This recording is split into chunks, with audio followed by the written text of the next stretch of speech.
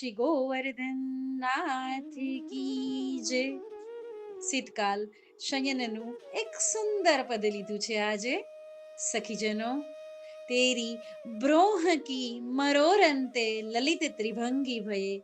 શ્રી સ્વામિનીજીને કહેવામાં આવ્યું છે કે તેરી, તમારી, બ્રોહન કી એટલે કે નેણ, મરોરંતે મરોડવું, લલિત ત્રિભંગી ભયે. શ્રી ઠાકોરજી લલિત ત્રિભંગી થઈ ગયા છે.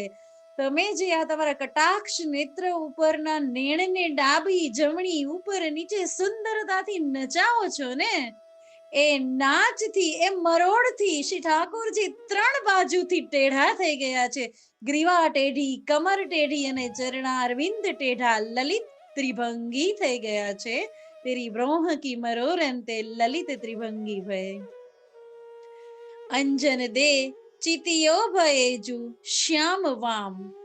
અંજન દે, તમારી આંખોમાં તમે આ ગાઢો કાળો જે આંજણ કાજલ લગાવેલો છે ને, અને ચિતિયો, એ આંખોથી તમે જ્યારે શ્રી ઠાકોરજીને જોવો છો એટલા માટે ભયેજુ બની ગયા છે. કેવા? શ્યામ વામ. પ્રભુ શ્યામ બની ગયા છે. પ્રભુના શ્રીઅંગો શ્યામ સુંદર બની ગયા છે. એ તમારા નેત્રનું જે કાજલ આંજણ લગાવેલું છે એ પ્રભુને લાગી ગયું છે. એ ચિતવનથી શ્યામ વામ થઈ ગયો છે. તેરી મુસ્કાન દેખ દામે નીશો કોંદ જાત. સ્વામિનીજી એટલા સુંદર, અને એમાં પણ એની મુસ્કાન કેવી છે, તો કે તેરી મુસ્કાન દેખ. શ્રી ઠાકોરજીને, શ્યામને, શ્રી શ્યામા જૂના, પ્યારી જૂના, લાડલી જૂના જ્યારે દર્શન થાય છે, ત્યારે એને દેખે છે, ત્યારે એની મુસ્કાન જે છે કેવી લાગે છે, તો કે દામિની સી કોંદ જાત.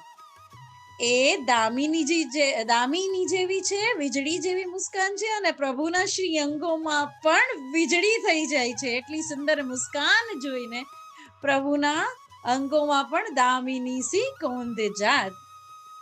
દિનવય યાચત પ્યારી લેત રાધે આધો નામ. દિનવય, ગરીબ બનીને, યાચત, ભીખ માંગે છે, યાચના કરે છે. પ્યારી, સ્વામિનીજીને કહે છે પ્યારી જુ. લેત, લે છે.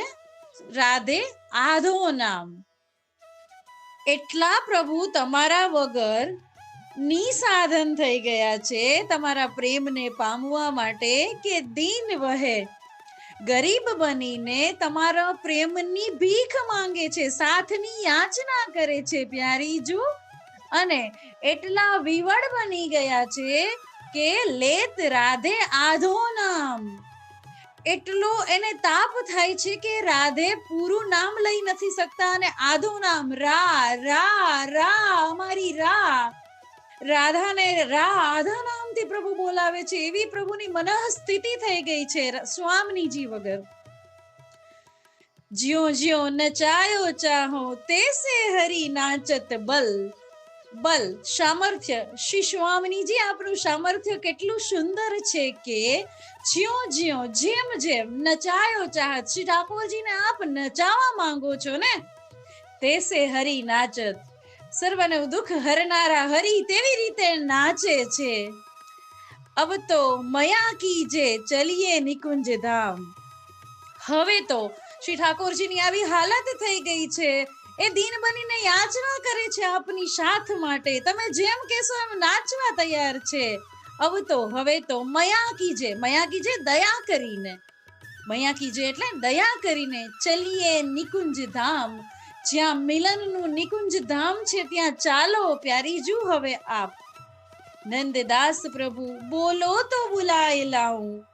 નંદદાસજી કહે છે કે પ્રભુ બોલો તો, આપ કહો તો, સ્વામીજી આપ કહો તો બુલાય લાઉં, બુલાવી લાઉં. ઉनको તો કલ્પ વીતે તેરી ધરિયામ. ઉनको એટલે એને, કલ્પ વીતે એટલે જાણો યુગો વીતી ગયા છે.